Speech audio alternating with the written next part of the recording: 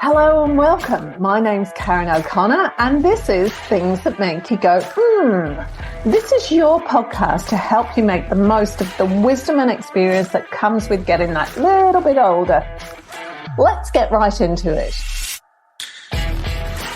Hello and welcome. I'm here today with Romy Kunitz. Welcome. Thank you, Karen. It's good to be here. Now, you're a clinical psychologist and you've been Correct. in private practice for 23 years. You were also a social worker before that, weren't you? Yes. And now you work mainly with adults and couple therapy, and you've also worked in the corporate sector and you've worked with veterans and their families. You've got such a diverse range of experience in psychology. Yes, it is quite diverse, and I think that's what keeps me interested and motivated. I was going to say that. Okay, so tell me what you do right now. What is it you focus on? So I'm in private practice. I have sessions in the eastern suburbs of Sydney, and at the moment, since Zoom, I've been doing quite a lot of, since COVID, I've been doing quite a lot of Zoom, more than I have been doing face-to-face. But I see adults for a range of problem areas and couples. I do a lot of couple therapy and marital therapy, and I work with veterans and their family members quite a bit for the Australian Air Force and Army and Navy. One of the things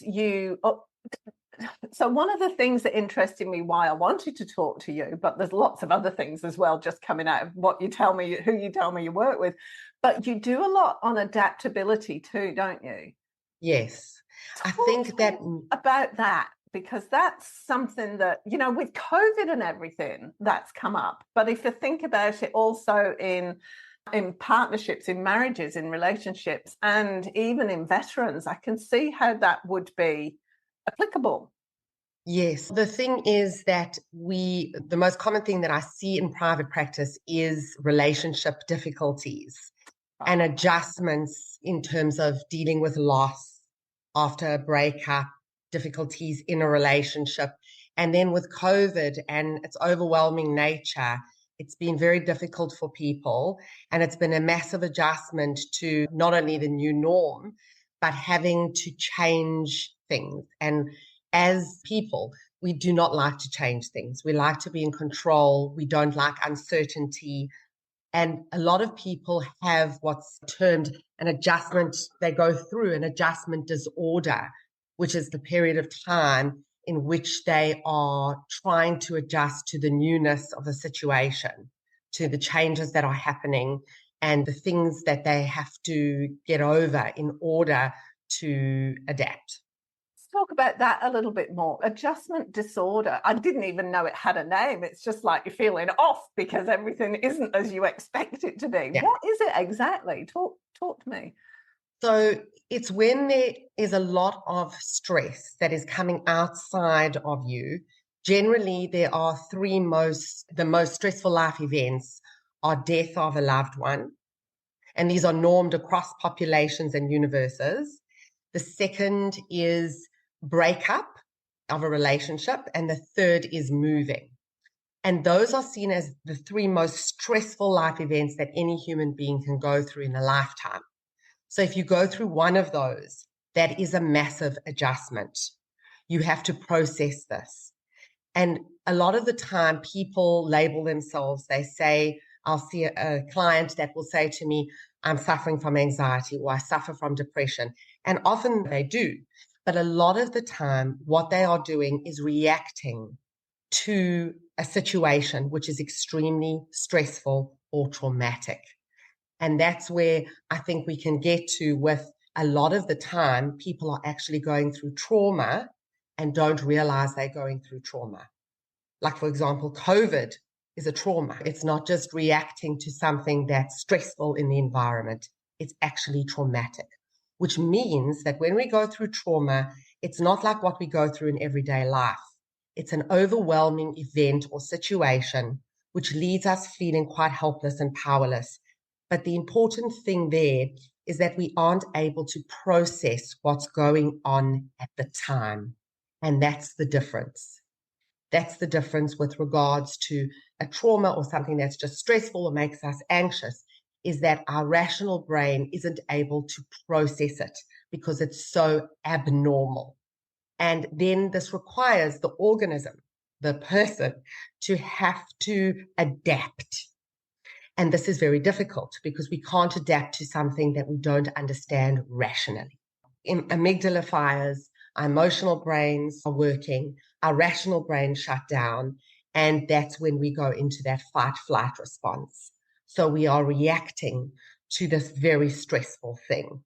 And we can't adapt unless we understand. And when we can't process, we can't really understand. So that's why sometimes people need to come to therapy to get to process what's gone on so that they can adjust better to what's happened. And the biggest fear of trauma is the fear of it happening again.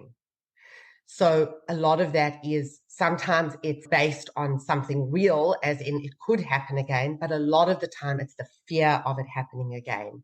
And we can deal with the symptoms of the traumatic situation, but we can't really change it or forget it. And so we have to adapt. We have to live with it. We have to almost take it and understand it.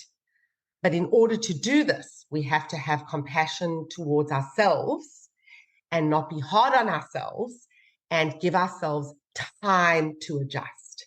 But in the fast-paced life that we lead, we don't give ourselves time. And we're very judgmental of ourselves as well, aren't we? Yeah. Or we can be. I'm talking about myself here. If we're not performing at 100%, or we go, oh, what's wrong with you? You just want to sit on the lounge instead of actually getting on with your life. We're very judgmental about that. And a lot of it comes from us. We also project onto other people. So we fear that people are going to judge us. And that is also something which is really counterintuitive, because the only way that we can actually adjust to a situation is if we give ourselves space, time, we're kind to ourselves, we slow things down, and we practice mindfulness, which I know is such a cliched term, but is around us really practicing focused attention so that we don't become overwhelmed with 5 million things at once. It's also so tempting to just go and watch TV or do something so that you don't have to think about it. That's also a natural response, isn't it? Absolutely. But sometimes, Karen, that can be positive. So we need to find distracting techniques. And we are basically programmed as human beings to repeat. And we repeat behaviors. We repeat good behaviors, and we programmed unconsciously to repeat bad behaviors too. So sometimes a good behavior, you're talking about when you may be a bit shut down and you may be feeling quite low in yourself and your self-confidence is low, or you don't have the energy and you're feeling quite depressed or flat and you're sitting on the couch and just watching TV and not doing anything and not being productive. But that can also be seen in a positive light, in that sometimes we need to distract ourselves. If we're going through a loss or something really stressful, watching the same episode of something or watching TV is a way that we can actually escape. I found that what was really effective for me was to watch like vampire movies and things. I would just get so lost in that, so that almost at that time, nothing else exists. And that is a way of also being able to ground oneself and being able to clear everything out.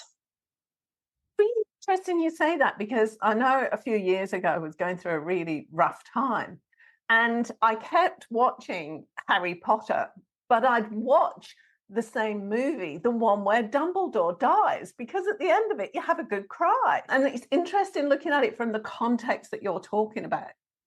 And it doesn't matter how we give permission to our feelings. The importance is that we give permission to them. So first of all, there were a couple of things going on there, but unconsciously you were watching that because you knew it was going to make you cry. And as much as we don't want to get in touch with our feelings but feel sad, there's some relief in that crying. And what's actually really going on there is the familiarity. So you know what's going to happen. That also gives you a sense of mastery in some way, that you also know what's going to happen and that it's familiar, and that provides some form of safety Repeating gives us a grounding or a safety or a sense of comfort. Yeah, I'd never thought about it before. So that kind of behavior actually then gives you the confidence and security to start dealing with other things. Is that what you're saying? Yeah, or just it's like almost the familiarity that you're drawn to, the knowing, the familiarity, the sense of even knowing that at the end you're going to feel sad, watching it, knowing what's going to happen. How you see children get so excited when they know a story and you tell them the story, and then this happens, and then that happens, and it gives us that confidence, as you say, yes, and that repetition, and that's a good repetition. But there are negative ways in which we repeat. So we repeat familiar things. And familiar things to us could be if we had gone through something quite traumatic in our childhood. And for example, we might be drawn to partners in relationships that are similar to maybe our caregivers or that behave in similar ways.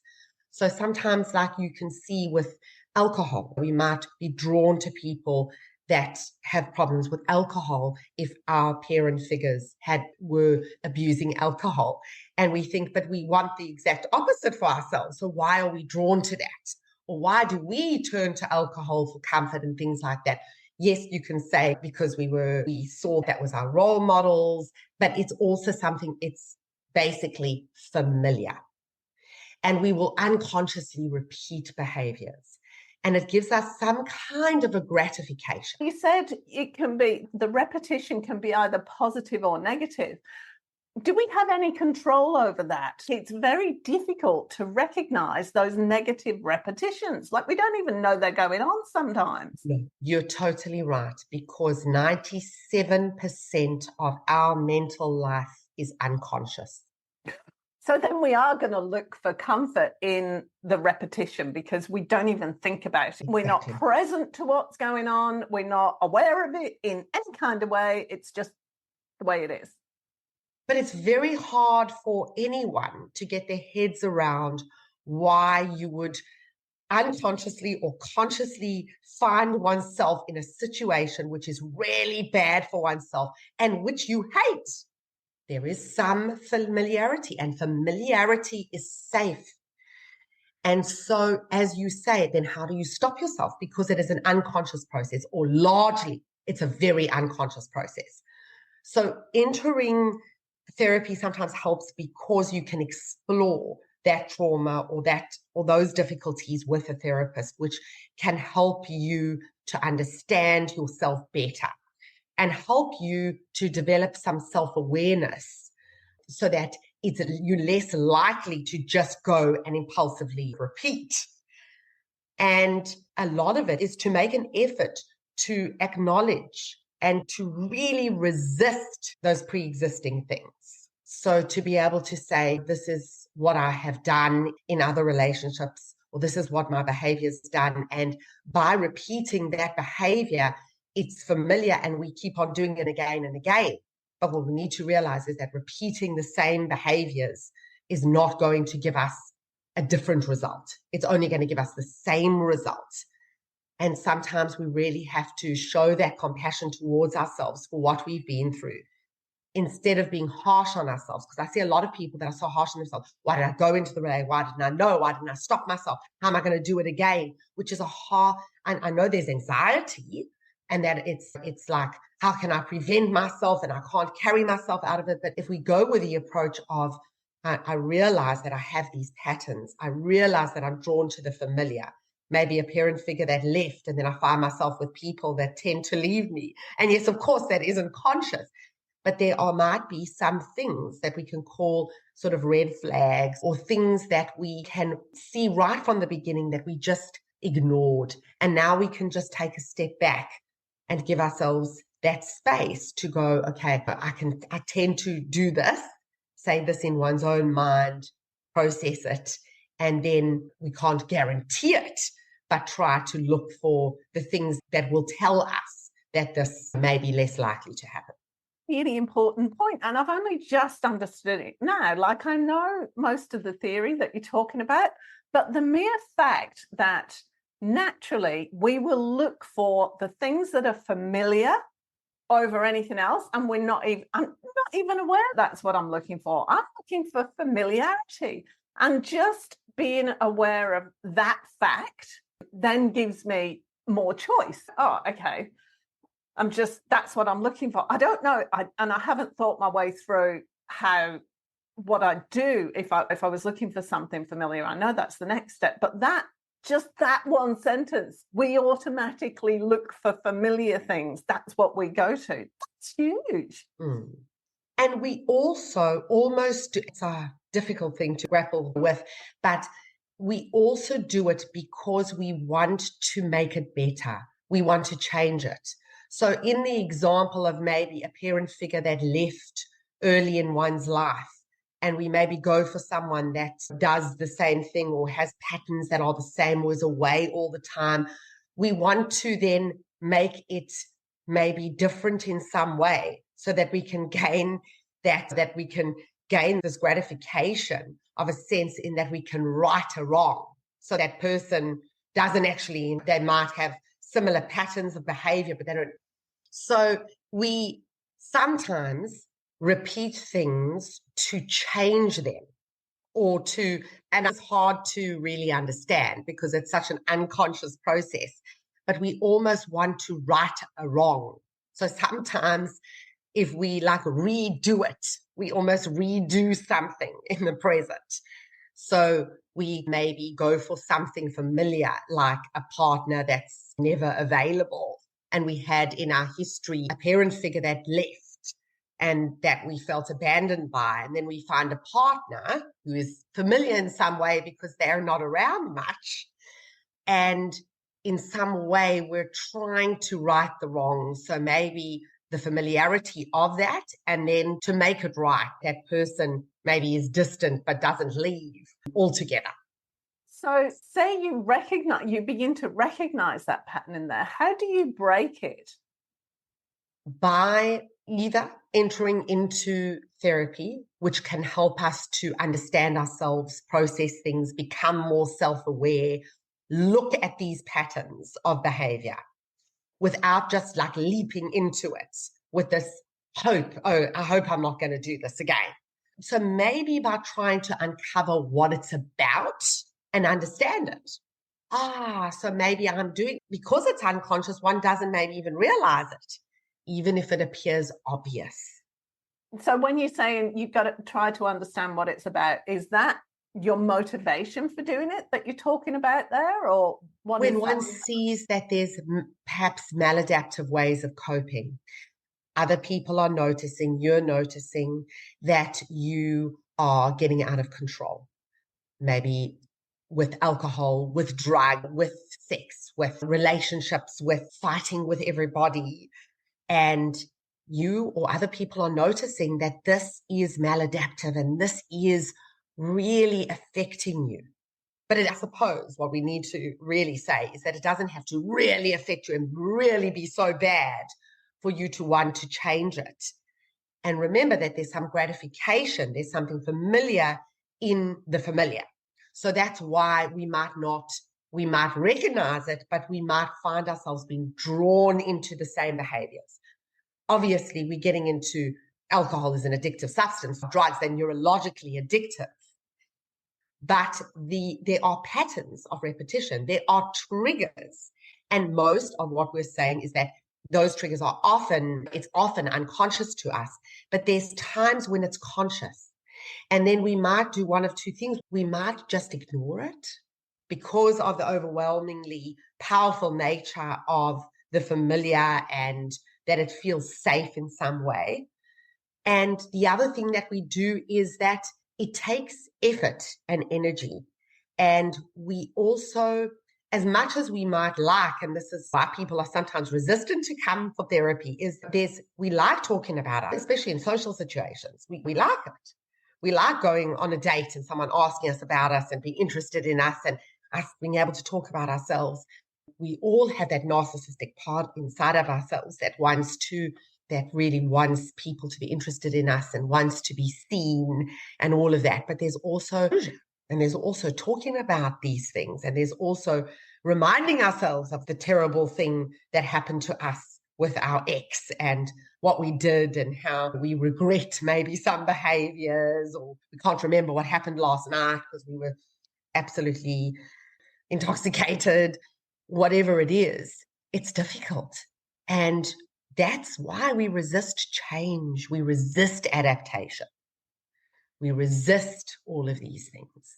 And it must be more difficult to even consider adapting if somebody's just died or you've just broken up from a relationship, because adapting takes effort, constant effort, and you might not have the energy for that. What happens then? Yes, and also because, remember, your rational brain isn't working very well because you're so traumatized.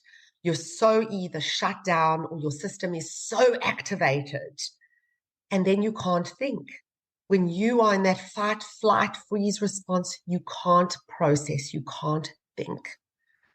So often what we have to do is work on our bodies. And then there's two things that basically neuroscientists have been able to research that change the brain and that are necessary in order to be able to cope or to help people to cope. And that is the one being meditation and the other one being exercise. So we have to, this is why it's so important to move our bodies. And sometimes when we're obviously really depressed and we don't have the same motivation or the same energy, even going for brisk walks is really important to keep moving. Obviously, if we can do more than that, like at least 30 minutes a day or 20 minutes, it's really important. That will help us to basically, it's like a natural antidepressant. We release endorphins when we exercise. And the other thing is meditation, because that helps us to take away some of the noise and just focus inwardly. And obviously that would be accompanied with breathing or something called progressive muscle relaxation. Because I know if I'm feeling a bit off, the worst thing or the thing that I dread the most is getting in bed at night, because that's when my brain starts. So I'll tend to go and exercise until I'm absolutely exhausted, which gives me a better chance of falling asleep. And what you've touched on now, and for any of the listeners, they're going, Karen, you should know that you're not supposed to exercise at night. That's going to keep you awake. And that's because everybody is an individual. So that's what I should have said right from the beginning, is that we all are so different, that what might work for you will not work for someone else. That if they exercise close to bedtime, it would keep them awake. For you, it makes you fall asleep. I can drink a strong coffee before I go to sleep and sleep like a baby. So we're all so different. And that's why adjustment it's not a kind of a normalized thing. But we do know that all organisms need time to adjust. There has to be patience that takes place. And we all will cope in different ways when we are faced with stressful situations, when we are faced with traumas. And trauma is not a word that we use just to describe something that is absolutely horrific, a tsunami. No, that's one of the things. But a breakup is a trauma. A loss of a loved one, a pet is a trauma. Losing your job is a trauma. Retiring is a trauma. Having a new baby is a trauma. It's an adjustment. It's a loss. All adjustment, there is loss that takes place. Where I've gone with this is, so I've got 4 children, and the last 2 weren't planned, particularly the last one. I had her just after I turned 40. She was completely unexpected. And don't get me wrong, I absolutely adore her. I'm really glad I had her and everything. But at the time, it was a massive trauma because I had plans. I didn't expect to have 4 kids. That's like new car. You can't go out as a normal family. There's all sorts of repercussions from that. Huge. And my husband didn't get it at all. He didn't understand why I couldn't just have a bit of a tantrum about it and then let it go. But it was huge for me because it changed the whole course of my life. And I don't know that I've ever really processed that trauma because I never thought of it as a trauma. I think that's where I'm going with it. I never thought of it as a trauma. Absolutely. And I think also it's society's expectations on us that when, you have a baby and a new life and you're becoming a mother, even for the fourth time, is something that you need to just see as a blessing. Mm-hmm. But I think there's also obviously the other side that it's huge. It's huge from so many perspectives. And it's interesting because I suppose I'd like to ask the question around how was it for your husband? And would you really have known how it was for him? That maybe he didn't express it properly and that somewhere your emotion put him in touch with his emotion around it and the massive adjustment that had to take place for him too. Yeah, and so I've got no idea. Too self-absorbed. But sometimes that's a defense mechanism against having to feel the overwhelming nature of what it would be like. How I'm going to support my partner, the rest of my children, a new one. Also that whole thing of like, how can we say, oh, but this is going to affect our travel plans. This is going to affect everything. I don't want this, but yet there's this part of us that's like blessed that and wouldn't regret it now for anything.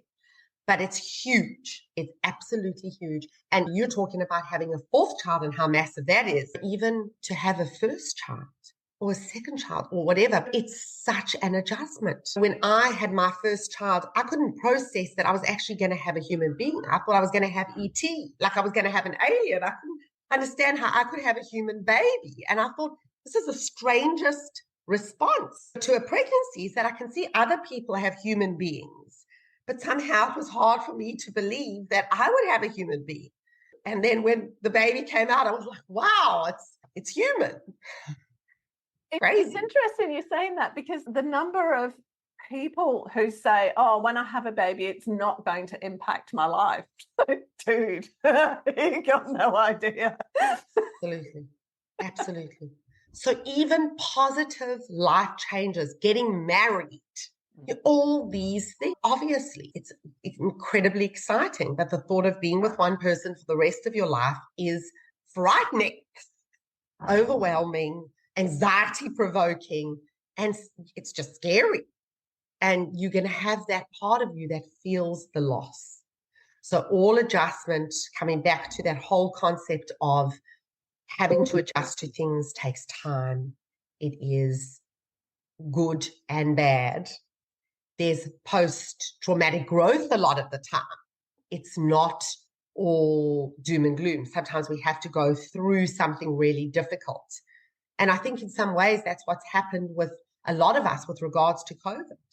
The things that we appreciate now, which we didn't appreciate or really think about before. We just took for granted. It's interesting. I was talking to another psychologist about this the other week, about how, and I hadn't considered it before, but the people who struggle most to adapt are probably the ones who struggled most during COVID. So I'm the kind of person, ADHD, who will move house every couple of years because I get bored. So I'm just like, give me some change. But that's now familiar to me. That's now a familiar pattern. If I get upset about something, I go, I'm moving house. That's my first response, because then I've got something else to think about. Yeah, something else to think about, but also there's partly in that thing. Remember, when we say that your traumatized brain or your emotional brain takes over your rational brain, it looks like this is really negative, but this is how we survive as humans. So in part, what that is around taking to flight and the fight-flight response, but sort of taking to flight when things get too much, we take to a sense of running away or getting away, and in the hope that we can find something that feels different, and then that can take our focus. But I suppose, did you move around a lot as a child? Is that something familiar to you? It isn't. No. Then, okay, this is the kind of thing that you're doing. You're processing, okay, is this something familiar to me? Is this something that I used to do in the past? No, this is the new behavior. What is this doing for me? What are the positives of it? What are the negatives in it? Are there negatives in it? Or maybe it's a really good thing. Considered that, looking at what the positives and negatives are in that kind of response, because when we judge something, we judge it negatively. We rarely judge something, particularly about ourselves, as a positive. We always look at the bad side. Yes. But yet, a lot of the time, when we are unconsciously repeating, we tend to actually repeat the negative. A lot, we repeat good behaviors, but a lot of the time we repeat the bad behaviors, particularly when we've been through a lot of bad stuff. Why is that? That need to right the wrong, the familiarity in the negative, and that often we remember traumatic or negative events more because they leave an imprint. Whereas positive things, they were good and they were nice, and it would be nice to, but we didn't have to go through a whole lot of stress. They were good. They could be internalized. They could be obviously digested easily and were not difficult for us to get through. And so we remember the trying times. We remember the sweating and the hardship. That's really interesting. So we basically don't remember the good stuff because we process it and digest it and let it go. And we remember the bad stuff because we haven't blooming processed and digested it and let it go. Again, we can't generalize, but generally evidence shows that we tend to remember things that are the worst parts than the parts that are good. And sometimes that can be an issue for us. But that's why it's important to be able to process it, to be able to have compassion towards oneself so one can work through that, to be able to say, oh, that was then and this is now. It's no longer happening anymore.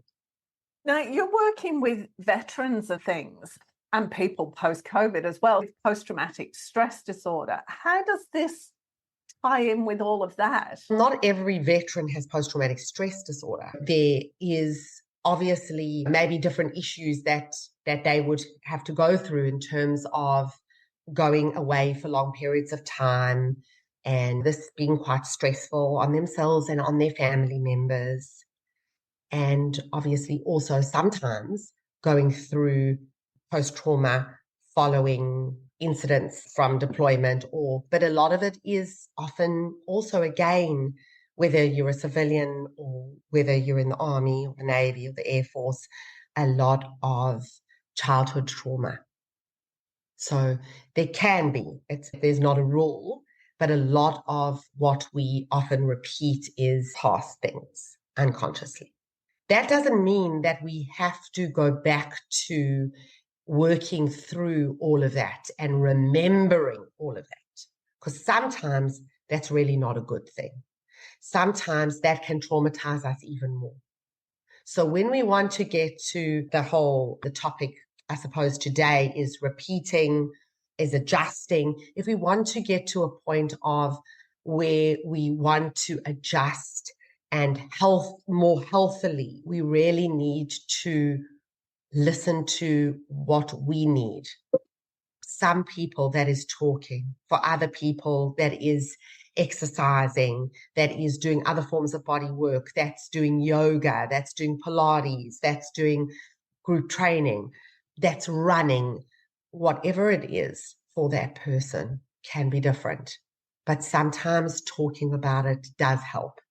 But it doesn't mean we have to go into every nook and cranny and deal with this and when, your father left it. What's important is to be able to do grounding exercises, to ground ourselves in the present moment and to recognize when we tend to do things that are maybe self-destructive, not good for us, so that we can try to recognize it. When we acknowledge and we recognize, that often gives us a lot of answers moving forward. It's just that we compulsively just repeat, and we can obsessively do things. The sort of good example, the Harry Potter thing, isn't destructive. It isn't obsessive in a terrible way, but I suppose if you needed to do it and you got anxious if you didn't do it, then it probably would be. There are other things that we can do which indicates that we're looking to control and we're looking to ground, and we are so caught up in it. And it is hard to change those things because in some way they feel safe, they feel familiar, and they're working for us. All negative behaviors have a good benefit. They have a benefit for us. Otherwise, we wouldn't do it. If you enjoyed this episode, be sure to subscribe so you're notified when a new episode is posted, and rate and review this podcast and share it with your friends, please. Thanks so much for listening, and I hope you're leaving with some great ideas that can make a difference in your everyday life. Until next time.